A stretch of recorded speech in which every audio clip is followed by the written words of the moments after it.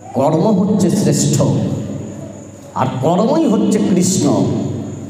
কর্ম হচ্ছে শ্রেষ্ঠ, কর্মের মতো শ্রেষ্ঠ কিছু নেই। যারা কর্মকে পিছনে ফেলে রেখে সামনের দিকে শুধু হরিনাম সংকীর্তন করে, হরি হরি বলে, তাদের জীবন ধন্য কখনো হতে পারে না। তবে হ্যাঁ, কর্মটা যাতে সঠিক হয়, সৎ হয়।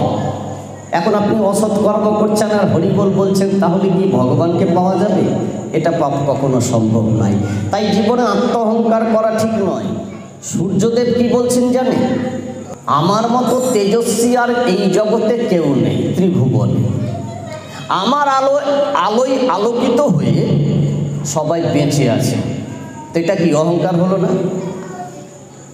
তো সূর্যদেবের অহংকারকে চূর্ণ করবার জন্য মেঘ চলে এলো, ইন্দ্র মেঘ পাঠিয়ে দিল। এবার মেঘে তো ওকে ঢেকে দিল, তাহলে সূর্যদেবের আলো পাবে কি করে? সূর্যের অহংকার নষ্ট হয়ে গেল, বুঝলেন? এবার কি হয়েছে জানে? সূর্যদেব অহংকার নষ্ট হলে এবার মেঘ বলছে, আমি যদি না থাক, আমি আছি বলে এই সূর্যের তেজ আমি কমিয়ে দিয়েছি। ওরও গর্ব হয়ে গেল।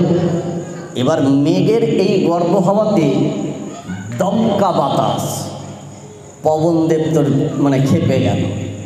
এই মেঘকে দমকা বাতাসে, পবনে কি হলো? মেঘ সব চলে গেল। এখন বাতাসেরও কি হলো? অহংকার হয়ে গেল যে আমার মতো কেউ নেই। এবার দেখছে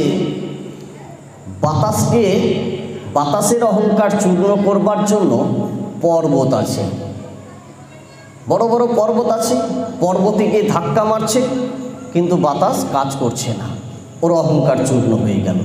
তখন ওই পর্বত ভাবছে যে আমার মতো আর বীর কেউ নেই।